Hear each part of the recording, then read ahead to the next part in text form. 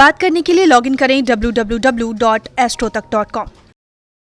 बात हम महाशिवरात्रि की कर रहे हैं, तो अब ये जानते हैं कि महाशिवरात्रि में किन किन चीज़ों का हमें विशेष प्रयोग करना चाहिए पूजा के दौरान। जब हम भगवान शिव की पूजा करते हैं तो उन्हें कौन सी चीज़ समर्पित करें जिसको समर्पित करने से हमारी मनोकामनाएं पूर्ण हो जाएं। देखिए, बेल पत्र के प्रयोग से मनोकामनाएं पूरी होती हैं। त्रिदलम त्रिगुणाकारम त्रिनेत्रम च त्रियायुधम त्रिजन्मम पाप संहारम बिल्वपत्रम शिवार्पणम। यानी बेलपत्र अगर आप भगवान शिव को समर्पित करते हैं तो आपके पापों का नाश भी होता है और आपकी मनोकामनाएं पूरी भी होती हैं।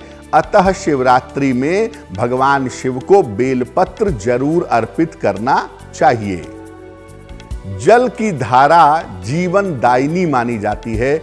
जब आप भगवान शिव को जल की धारा अर्पित करते हैं तो उससे आपके प्राणों की रक्षा होती है, आपका स्वास्थ्य बेहतर होता है। अतः जितना ज्यादा और जितने समय तक आप शिवलिंग पर जल धारा अर्पित करेंगे उतना ही ज्यादा आपके लिए अच्छा होगा। मैं बार बार कह रहा हूं कि शिवरात्रि पर आप दिन की पूजा तो करिए, उसमें कोई हर्ज नहीं है, लेकिन शिवरात्रि पर रात में जग करके भगवान शिव की पूजा करना ज्यादा फलदायी होता है, ज्यादा अच्छा होता है। इसलिए रात में भगवान शिव की पूजा जरूर करिएगा। अगर आप दिन में नहीं कर पाते हैं तो भी, और अगर दिन में पूजा करते हैं तो भी, रात के समय में भगवान शिव की पूजा जरूर करें। अब महाशिवरात्रि पर एक सामान्य आदमी, एक आम आदमी कैसे भगवान शिव की पूजा करे, उसका सरल तरीका क्या होगा?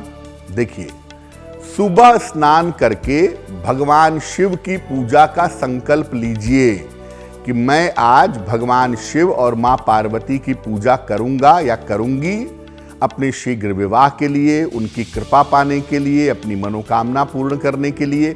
जैसा भी हो संकल्प लीजिए। इसके बाद सूर्य भगवान को 1 लोटा जल चढ़ाइए और इसके बाद भगवान शिव को शिवलिंग पर जल अर्पित करिए। इसके बाद दूध, दही, शहद, शक्कर, घी, इन चीजों से भगवान शिव की पूजा करिए और भगवान शिव के मंत्रों का जप करिए। बहुत सारे मंत्र हैं भगवान शिव के।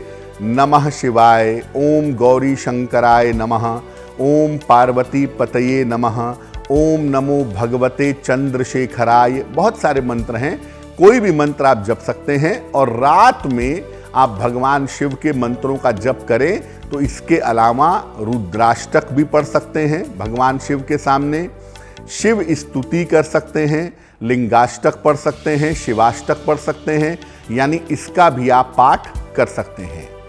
बहुत सारे लोग महाशिवरात्रि पर 4 पहर में पूजा करते हैं, सुबह, दोपहर, शाम और रात।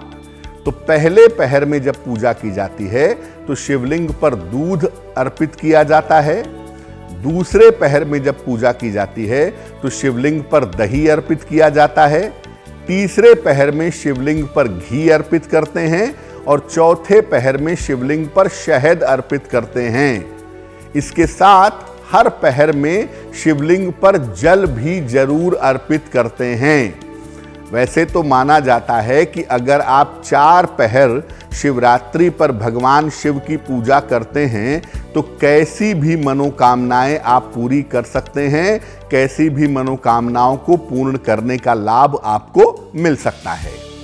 अगर आप 4 पहर की पूजा नहीं भी कर पाते तो कम से कम शिवरात्रि पर रात के समय में 11 बजे से 1 बजे के बीच में जग करके अगर आप भगवान शिव की पूजा करते हैं तो ये आपके लिए बहुत कल्याणकारी होगा।